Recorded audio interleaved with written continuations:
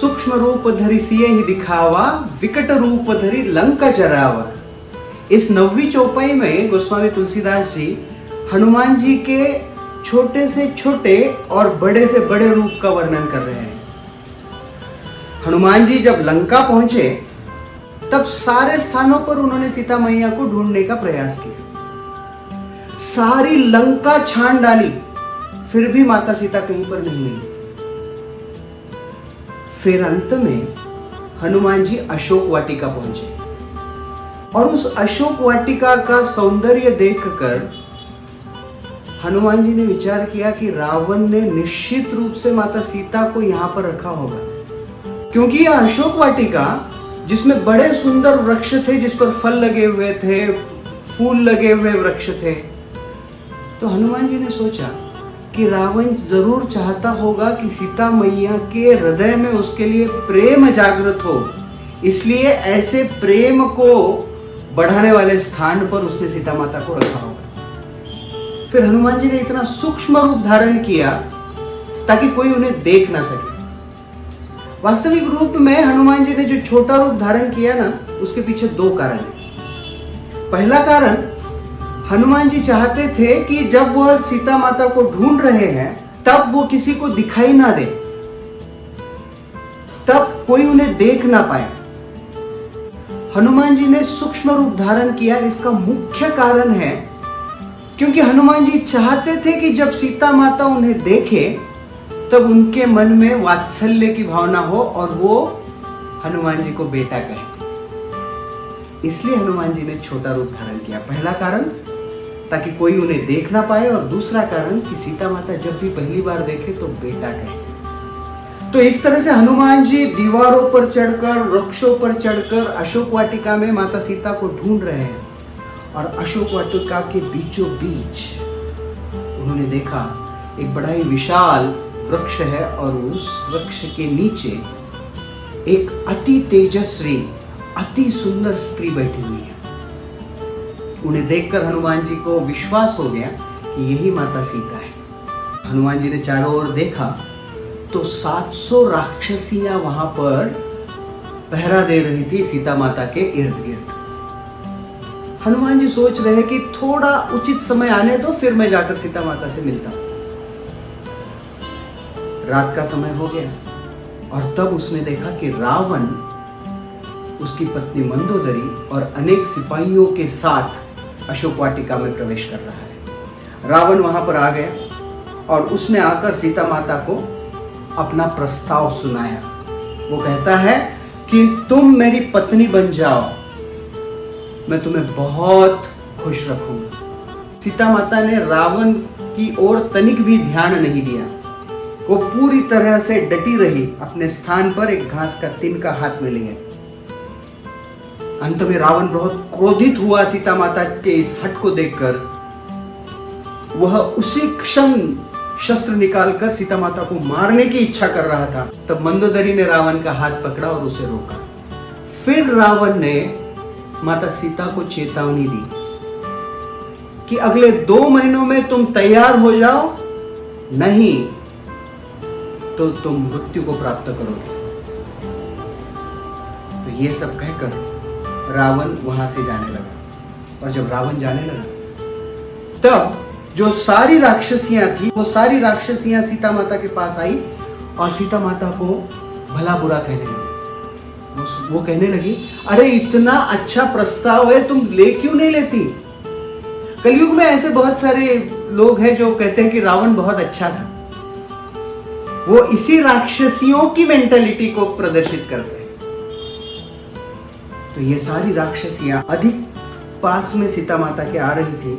तभी एक राक्षसी आई जिसका नाम था त्रिजटा, और वो आई और उसने इन सारे राक्षसियों को भगाया, दूर किया।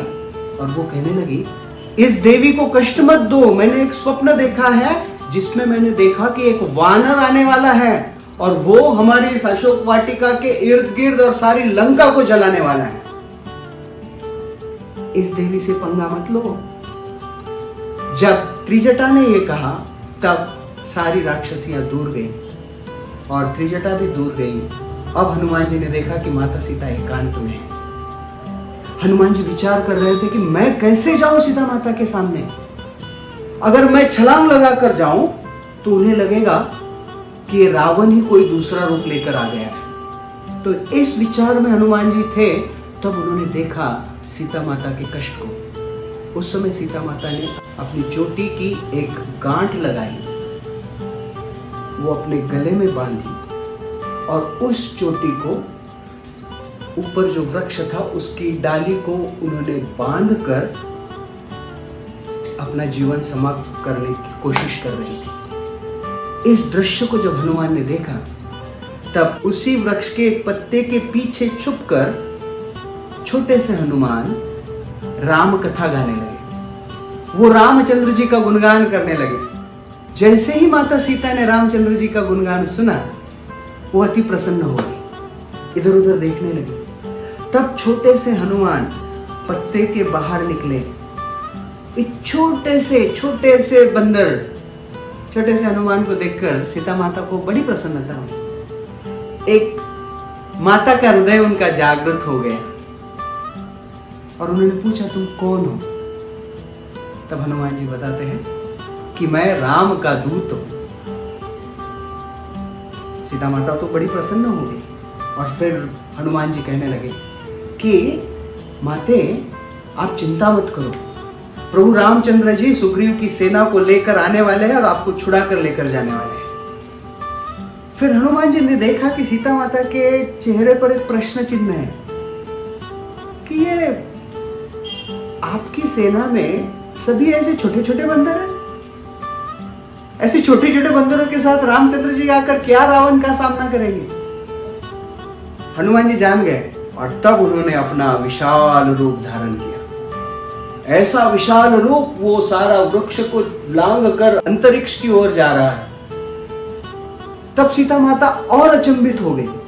फिर वो हनुमान जी से पूछती है कि तुम्हारा वास्तविक आकार क्या है? तो हनुमान जी ने बड़ा सुंदर उत्तर दिया। हनुमान जी कहते हैं कि वास्तविक रूप में मैं बहुत छोटा हूं, लेकिन प्रभु रामचंद्र जी की सेवा में कोई भी आकार धारण कर सकता हूं। और माते, ये मत सोचना कि सुग्रीव की सेना में शक्ति कितनी है। सुग्रीव की सेना में हर बंदर की शक्ति मुझसे अधिक है। इस तरह से हनुमान जी ने माता सीता को आश्वस्त किया।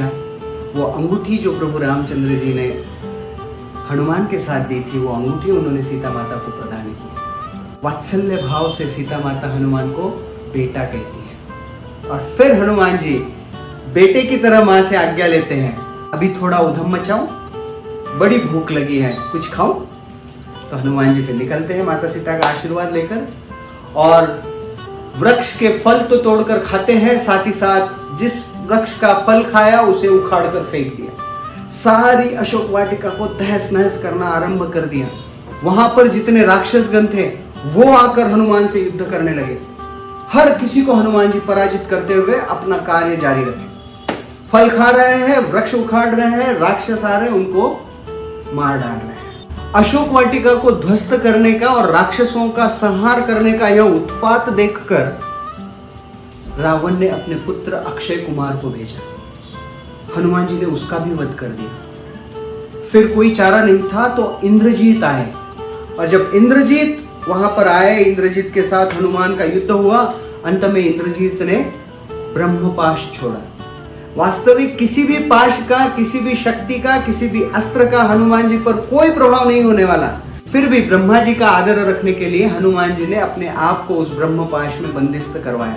उसके पीछे भी और एक कारण है, क्योंकि हनुमान देखना चाहते थे कि रावण की शक्ति कितनी है, ताकि उसे पराजित कैसे किया जाए। फिर इंद्रजीत हनुमान जी को बंदी बनाकर लेकर जाते हैं। वहां पर हनुमान जी की उद्दंडता को देखकर रावण आदेश देता है कि इसका वध किया जाए। तब विभीषण जी बीच में आते हैं। वो कहते हैं कि नहीं, ये तो दूत है और दूत का कभी वध नहीं किया जा सकता। फिर क्या करें?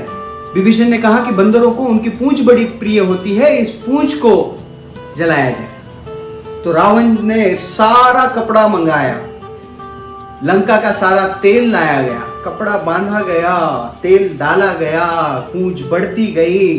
जब हनुमान जी ने देखा कि सारा वस्त्र, सारा तेल समाप्त हो गया लंका का, तब उन्होंने अपनी पूंछ बढ़ाना कम कर दिया, फिर उस पूंछ को आग लगाई, और जैसे आग लगाई सारे बंधन तोड़कर हनुमान जी ने छलांग लगाई। हनुमान जी छलांग लगाकर हर एक स्थान पर उड़ रहे हैं, सारे स्थानों पर उड़ रहे हैं, सारे स्थानों को जला रहे हैं। केवल 2 स्थान उन्होंने नहीं जलाए, एक अशोक वाटिका और दूसरा विभीषण जी का घर। फिर हनुमान जी ऐसे महलों के ऊपर से छलांग लगा रहे हैं, तब उन्होंने एक अद्भुत दृश्य देखा। उन्होंने देखा कि अभी बारिश हो रही है। वो सोच रहे मैं इस लंका को जला रहा हूं और इंद्रदेव को क्या पड़ी है कि अभी बारिश करे।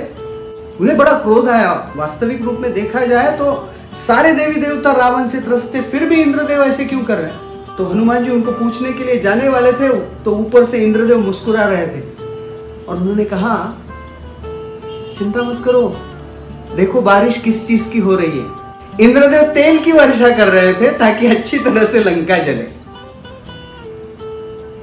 हनुमान जी ने इस प्रकार से सारी लंका को जलाया और फिर छलांग लगाकर समुद्र के किनारे आए, अपनी पूंछ को समुद्र में बुझाया।